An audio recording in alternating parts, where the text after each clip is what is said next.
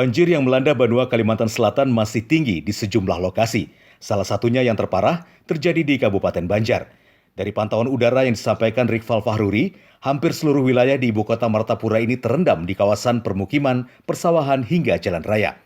Berdasarkan data Badan Penanggulangan Bencana Daerah Kalsel, sebanyak 73.000 jiwa warga Kabupaten Banjar menjadi korban.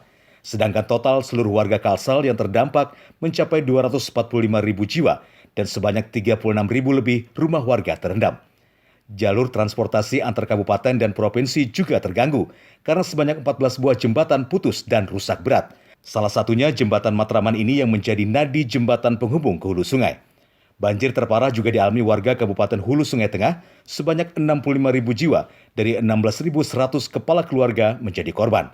Dari Kabupaten Banjar dan HST, Kalsel 1net.